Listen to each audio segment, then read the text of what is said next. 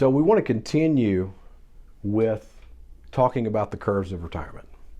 And we've already established that that person that's on the red curve, as we discussed a little bit earlier, that maybe they retired too soon, maybe they spent a little bit too much money, series of bad decisions, and unfortunately they ran out of money. And maybe in that scenario we get them on a dotted red curve, if you will. Maybe we can get them to change a few things, discuss their budget with them, and really extend.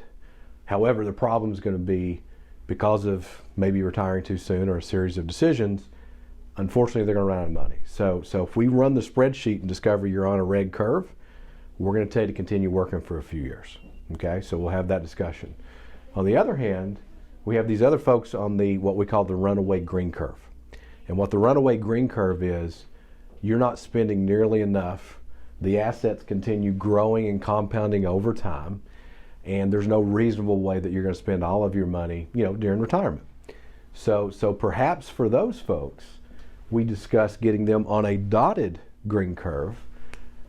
Maybe this is the engineering type, but at the end of the day, we spend the assets down a little bit, but we're nowhere near running out of assets for retirement.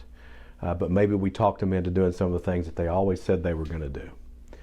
Now, the sweet spot that we find on this spreadsheeting of the unique possibilities, again, relating this to these three curves of retirement, is very simply this.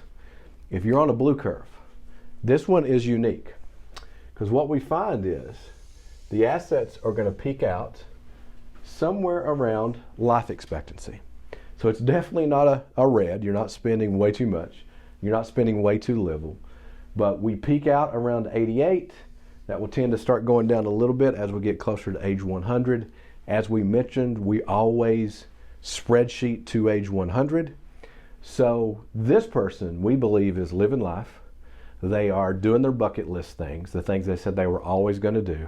And this is the person that maybe during that first 10 or 12 years of retirement, on purpose, can get away with maybe spending just a little bit more and not run the risk of running out of money. So again, the curves of retirement.